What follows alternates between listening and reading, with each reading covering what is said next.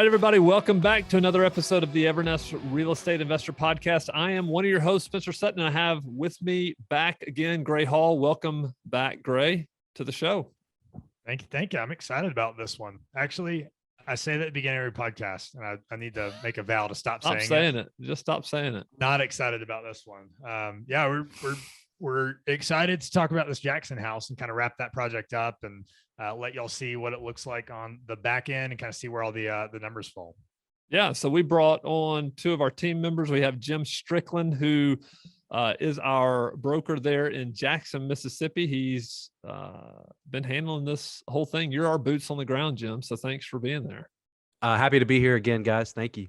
I kind of wish you were on Zoom though. Maybe we should have done a throwback to that. You could have gone back to the house and we could have called you on Zoom. I like when we did that one. That was fun. Yeah, that was fun. And then we have Craig Bengtson. Craig, welcome back to the show. People know who you are because you're the main man when it comes to renovations and rehabs. Well, I am excited to be here myself. We did have a few bumps in the road on this renovation, but that's not too uncommon in this world of used home purchasing. If you've done any deals, you know that's just kind of the norm. So before we really get going, though, I do want to. I think we need to acknowledge something. It's been a pretty crazy week at Evernest. We just announced a huge merger. We actually merged with a group out of Virginia, Richmond, Virginia, Dodson Property Management. Duke Dodson is the founder. He's now a part of Evernest. And so Evernest now manages over 11,000 properties, including now we have a fairly large portfolio of small multifamily, like 1,100 small multifamily, and for over 4,000 owners. So this is pretty big news for us. So we just got the press release out today. Yeah, super exciting. Cool to see how it's grown. What this means is bigger footprint. So I'm excited to go out and record the process of buying a small multi, maybe out in Virginia, and taking people along with that. So we'll, maybe kind of open the door some of this multifamily content to add along the single family stuff we got going on. Yeah, that would be good. All right, Gray. So let's kick this thing off. So when we were initially talking about this property, when we went out, we bought it, we went out there, we filmed, we did all this stuff, and we were talking about it.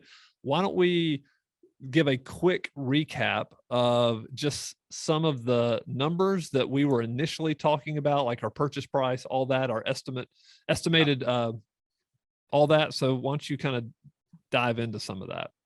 Yeah, I really recommend go watch some of the other videos. We go into more detail, if you haven't listened to those. The goal here is, hey, we want to provide transparency to what it looks like to buy single family rentals. We manage and buy a lot and help investors and kind of want to walk people through that process. It can be very intimidating. You hear us joking about some of the hiccups. That's just kind of part of the game. And so we want to, be a partner and be able to show people what this process is. So either they can learn from mistakes that we've made or take kind of nuggets and things that we've done and implement your process so that you can continue to build your portfolio, continue to grow your wealth. So that was kind of the thesis. We started out in Jackson, Mississippi, got an awesome broker on the podcast named Jim there. He found us an off-market deal just through some relationships.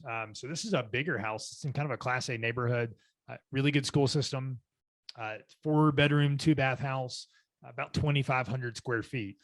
So when you hear that, just think, hey, it's going to be a bigger rehab budget. That's just more walls to paint, more floors to put flooring on, et cetera. So we locked this up at 195. Going in, we thought the ARV was at least 250. So we put this under contract in January, bought it February 1st. So kind of going in, thought it was going to be, we thought there was a spread there. Our initial rehab budget was about $25K. And we ended up going over that. So always make sure you build in contingency. So we knew that we had room in this deal because things pop up. We'll kind of go into some of the things that popped up on the rehab that caused a little bit lower return, but we're still kind of happy overall with where it felt. And then on the rental side, because the intent was always to buy it, rehab it, and put a tenant in place, kind of like the BRRRR method, or we might be able to pull out some equity if we refinance this. But we thought based on comps, challenge with A-class neighborhoods is just lower amount of rentals overall. And so it's kind of an art and a science, but we thought somewhere in the 1,900 to 2,100 range. So overall, that's kind of setting the stage where we're, we ended up doing a big rehab. You want to go ahead and go into kind of the after numbers on that? Well, I just want to remind people, I think, Jim, you found this through a relationship on the ground. So Jim's our boots on the ground. You found this through a wholesaler. Is that right? If I recall correctly? Yes, a wholesaler came to me because he knew what we were about, and so he knew that I have a lot of clients that were investment buyers, and so he comes straight to me with the deals. Yeah. And that's awesome. again one of the awesome values we bring. Yeah, and we looked at a couple of other areas, but Madison, where this property is Class A area in Jackson. And the drawback was it was bigger, as Grace said, and was going to require a little bit more rehab. So yeah, so where do we want to go from here? We want to talk about, I'd like to talk a little bit about some of the good, the bad, and the ugly of like how all this happened and how it all went down. So like when we started, if you go back and watch either on YouTube, our show, or you listen to the podcast, you will, like we're talking and walking you through everything that seems to be going perfectly fine. Craig, I want you to talk about any kind of hiccups. So what were the hiccups, the things that, you kind of mentioned at the very beginning of the show that we ran into as we were coming down the stretch, because everything seemed to be going like lightning fast. And then what happened? Well, first of all, we when we went back to the property and we looked at the scope of work and everything that was being done and the value in the house, we decided we needed to do some upgrades that weren't originally on the budget. And that was granite countertops, a new double bowl sink, and a faucet in the kitchen, and then adding subway tile to the half bath in the hallway. And then the additional, it had been a wet winter. We noticed the ground was a little wet, so we decided to put some gutters on it. So the first change order we had was about $4,900. That was an acceptable change order because of the value of the house. The cap rate was still going to be there, and we got that done relatively quick. I think within about 3 or 4 days of us making that decision, that part of the job was done. We completed the house, did our final walkthrough. We thought we had a fantastic property, and we did. There's nothing wrong with the property, people. Like it is a fantastic property, Craig. You're making this a sob story over here. Well, it's just there's two hiccups, and the first change order was $4,900 for the granite in the bathroom and the gutters. So it was quite a big number. And then we got to the point where the city of Ridgeland required a home safety inspection.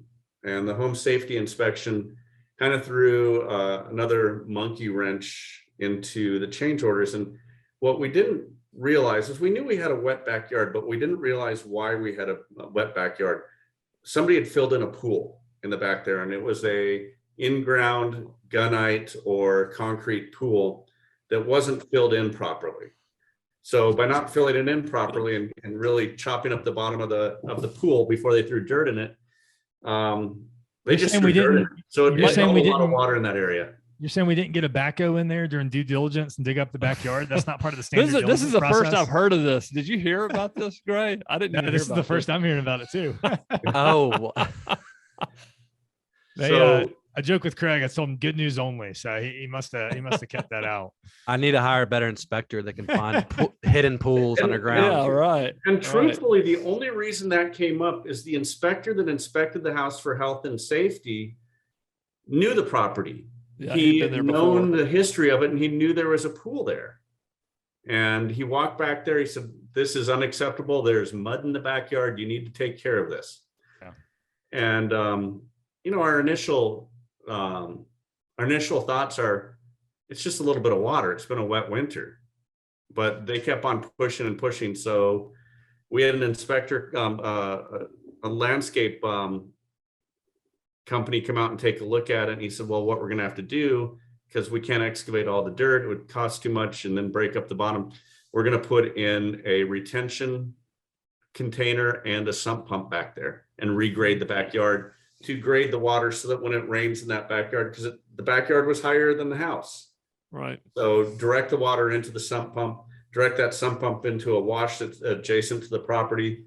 And that change order was about $3,900. It was $3,859 total to get that in. And that's including putting grass on it at the end and seed and leveling it out and ending up with a really nice smooth surface. I'm sure the renters truly appreciate not having their dog run through mud every time they go out They there. don't know what it was like before. So we did, because it was raining every time we went over there. But Yeah. okay, so essentially we're talking about $9,000 of change orders Yes, between those which is two. more Okay. than, which is honestly, it's more than we ever do in change orders. Right. Sure. Unusual just- circumstances. Very unusual circumstances. There's always a chance you're going to miss something, or you're going to open up a wall and find it something that's unseen, unforeseen. Here's the thing. We had enough margin in here where like, hey, we're okay. Yeah. Would we love to have that money back in our pockets after we sell? Yes. Or in Yes. equity in the house? Yes. But at the end of the day, we were still okay with that. Yep. And look, you can't control everything. So That's right. probably could have gotten those numbers with the granite and that kind of stuff. We made that change for, hey, this Class A neighborhood, you're kind of building equity. I thought we could get a little bit more in rent. And so those are the two lenses to look through that. But these kind of things happen. So knowing if you've got a rental inspection coming up, Section 8, you'll run into this. So if you buy a Section 8 property, me and Craig have gone through this many times. We get done, we say, hey, this thing looks great. And they come in there and slap us with a list of things that need to be fixed. And hey, just part of playing the game. So look, it is what it is. I think if you go back and watch the video, you can see it's a little bit wet. The day that we walked the property, it was wet. And, that could have just been after a heavy rainstorm, but the water was still standing there. Would want that for the tenants. So, happy to fix it. It just kind of is what it is. So don't let these things deter you. But also when you're running numbers to either flip a property, or if you're doing a value add and you're expecting to pull a certain amount out, you just need to leave cushion. Standard people will tell you 10 to 15%. That should be okay most of the time. But outside of that, like, hey, is what it is. We want a little bit over than that. And in the grand scheme of things, it's all right. And every time we do this, go through this renovation process, you have a lesson learned, and you write in the back of your head on your little notepad of things not to overlook when walking a property. Yeah, and that's that's a right. new one. That's a new one for me is, did it look like this house had a pool? And normally in Jackson, where we're doing renovations, you could always tell where there was a pool because there's dead grass there. It was an above ground pool in a lot of the rental properties that we're dealing with. So. All right. So that was the hiccup. I think another thing that we should discuss here is, honestly, like, we got this property on the market later than we wanted to. Yes, we had inspections that had to be done, had to occur. They did hold us up. It drug out longer than it needed to, but then we weren't like super fast about getting this property on the market. So I do want to acknowledge that we could have done a better job getting this house, like requesting the inspections ahead of time, and kind of started that process sooner. Don't you think? Yeah. I totally agree with that. I would have loved to get it on there sooner. I mean, I think start to finish, we got this thing leased, bought it February 1st, excuse me, Mhm. had it leased right before the end of June. So all in all, I think we were talking before, a lot of some of these bigger groups that do it, they kind of want 90 days for renovation to work and then another 90 to be leased. Those have probably compressed recently. We'll talk about how quickly we leased this once it was up there. But Yeah. hey, that's why you build in numbers for vacancy. I think if you're doing a property with heavy value out on the front end, you've got your vacancy once it's leased, and that's kind of a number to anticipate for turns. And then you have your lease up vacancy. And so if you're doing a big renovation, just make sure you plan enough time in there. We can throw out some numbers, just kind of general time. This one probably stretched about 30 days longer than we would want. But once we got it on the market, at least super, super quick. So going back to the rental comps, we were thinking 1,900 to 2,100. I think we pulled up some comps in another video, and me and Jim looked through it a bunch. We decided to put it out there just based on rental rates continuing to rise. Even from when we bought the property, we knew that we were putting it up at the best time possible. We were putting it up at the middle of May, and that is right when school ends. And so a lot of school families potentially are looking to move, get settled for the summer, and get ready to go to the new school year. And so they kind of use that time. So I think we put it up May 16th, and by May 27th, we had that thing leased. So very happy with that. But what does that tell you, Spence? Did we under rent it? Yeah, I think we under rented it. $2,300, which was at least $200 over what we originally estimated. We could have probably pushed out another $150, I think, pretty easily. Yeah. And, if it sat out there for 45 days, kind of in this market, I would say maybe it's a little bit overpriced, but we talked a lot about this. Like, hey, you got to use the comps out there. And, this is just talking about reps. We're at 11,000 properties now. We get a lot of reps, increasing, kind of seeing what the market bears, and the market fluctuates. And so just depending on when you put it up there, kind of the condition of the house, a bunch of different variables there. But look, kind of in the back of your mind, you can think, hey, in the future, then there's room. So next year it goes vacant. Or the tenant stays in there, increase $2,400. That might be market rent, maybe get $2,450 on there. So you got some room if the tenant stays to be able to bump that up.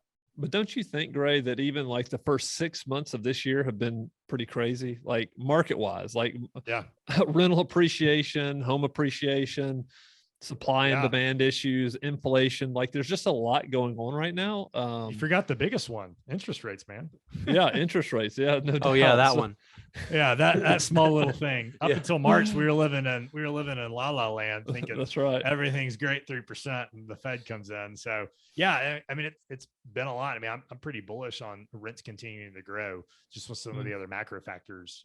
So I think this would be a great house to own.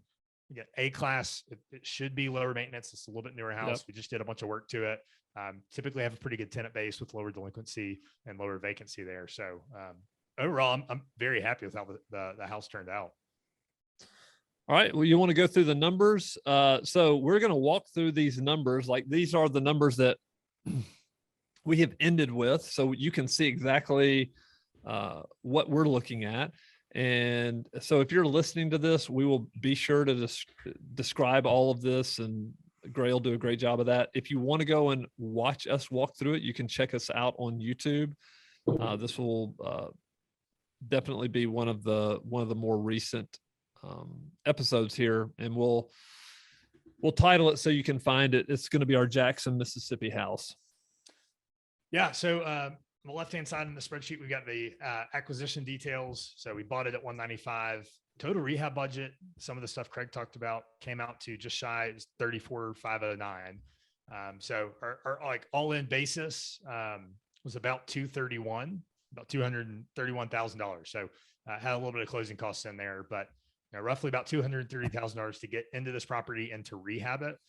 We thought that, at least 250. So there's a little bit of spread in there. That might be kind of thin after you pay some realtor costs and some selling costs. But I think it's based on comps, it should be worth about 280. So, about $48,000 equity spread in there. And if you can turn that and do it a couple times a year, or you hold this and refinance it, that's some pretty good equity spread right there. I think a lot of flippers would be happy about those numbers. Yep. And then if you look at we got it 2,300 rent, and we've got all our same expenses in there. So kind of net, if you finance this property, so that's what I'm looking at. Hey, if we put financing, we paid cash with it, paid cash for it. But if you were to go in there and finance kind of at these purchase prices, you'd be looking at about a 9% return. So that's pretty good in this environment. That's a cash on cash return. And then it's about a 6.9% cap rate. Jim, what are market cap rates? Are we above market cap rate? Are we below market cap rate? We're above. I mean, we're sitting in a great spot. Yeah, I would totally agree. But this kind of shows you the power of, hey, we had to find an off-market deal. You had to manage contractors. You got to put more capital out there. But if you're going to do that, you should get a better return than if you just go buy a turnkey house on the market. So investing is all about risk and reward. And the more risk you take, the more reward you should get in theory. So this one kind of played out exactly how you would think it would. It's not possible right now unless you just, it'd be really hard to go out there and buy a 7% cap rate property in a Class A neighborhood. It's just, you're probably going to be closer to a 5 cap right now. So you got a 2% kind of better spread.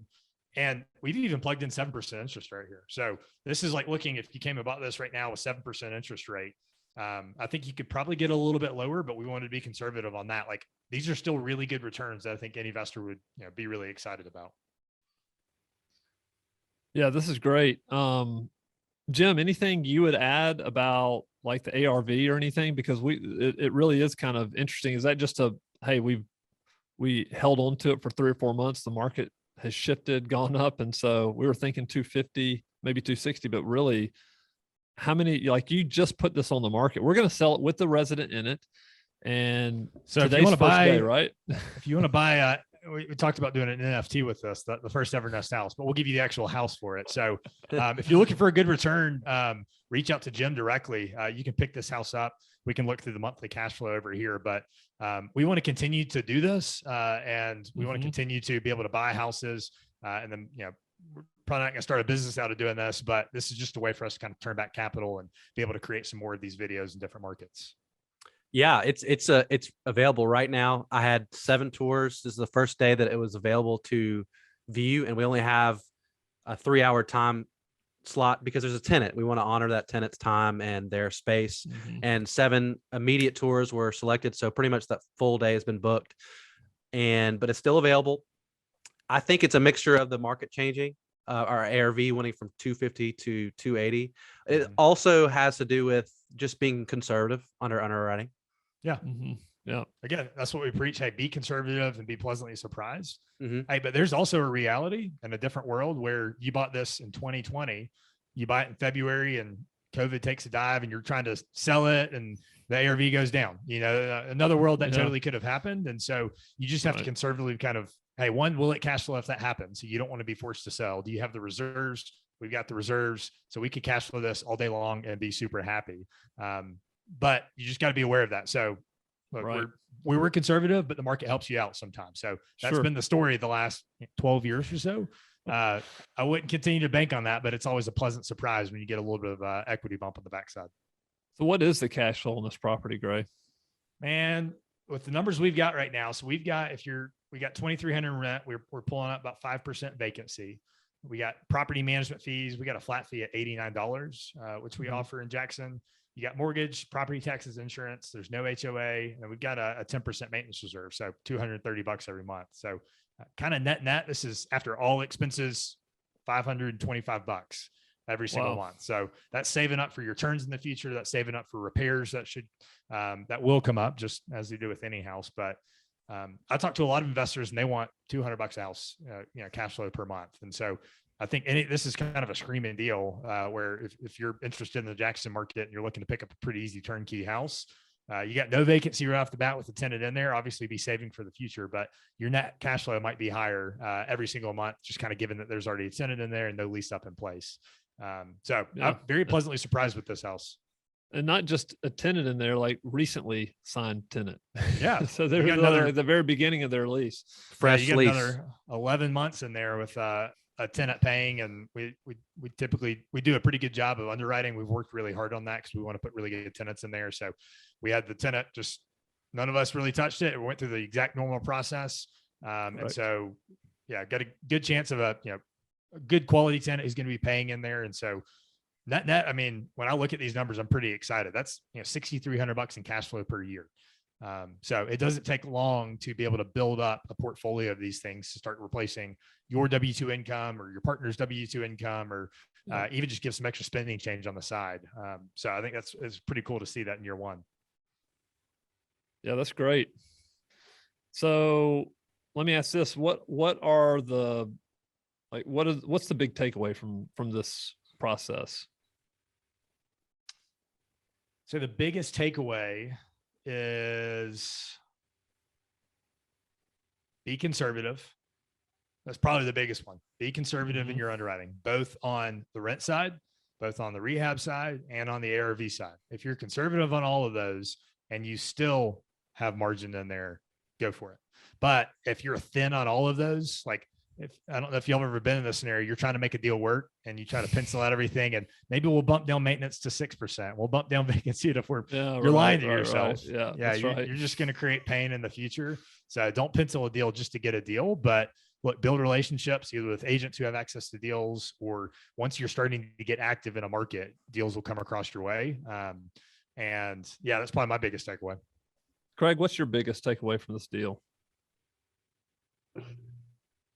I mean, thoroughness in the estimation process. I mean, we were there. We thought we had everything. We did miss out on changing out the granite countertops and the subway tile at the beginning. Those were cosmetic changes. It's just knowing what the unknowns could be. And like I said, that one was a new one for me. The pool, the inspection. Did you add that? You added that to your diligence walkthroughs now. I did. I actually have that in my estimation tool. I have, is there a pool here? Yes or no? Well, we went back and looked at old photos. There weren't a ton of old photos, but that would be another way you could discover some of this is if you can get your agent to go look at the MLS and see the past 10 listings of when it's traded hands, you can see some of this stuff changed over time. We didn't have that luxury here. Hey, but hold on. Do you remember when we were filming out there the first day? I think I made a joke about it. I was like, as you can see, we have a pool, and we all kind of laughed. If you go back and watch the video, I was literally kidding. And yeah. You were. I think it was right around this time. I pulled it up on the screen about 11 minutes in. I think you did joke about having a pool. So I did. 100% did. That came true. Look, Craig, I knew there was a pool before you did. You should have asked me. I could have given this is you not the expert marketer right there. This is not good for Spencer's ego. Now that's right. Yeah, that's right. That's right. I'm just kidding. All right, Jim, you got anything that you learned from this deal you want to share? I mean, I just wanted to double emphasize what Gray said about being conservative. This deal is exactly in a perfect reason why, even if we did hit our numbers of 2,100 rent, we still would be positive cash flow by 300. And so I learned a lot. And yeah, that's a good point. That even if you plug in, your break even's pretty low on this deal. If you look at the monthly, I mean, you're probably, if we could have gotten this rented at 1,600, you would have break even, still budgeting for maintenance and still paying property management and still adding vacancy in there. So your true break even on this deal might be, if you just had to cover the mortgage and insurance and that kind of stuff, $1,200 or $1,300. So that gives me a lot of, kind of going into an unknown potential recessionary environment. Like, you don't know what's going to happen. Having that as a backstop and that cushion, it'll make you sleep better at night. And that's how you stay in this game for the long time. Exactly. Undershoot the underwriting, but overshoot when we list it is, I think we've already mentioned something we could have done differently, which we kind of did. We underwrote it for 2,100. We listed it for 2,300 because we reran the numbers in a different market. But yeah, that's how fast rents are moving these days. All right, guys, this has been great. Listen, I appreciate you guys. I just asked you today to come on this podcast, so I really do appreciate you all showing up, Jim and Craig. Thanks for your expertise.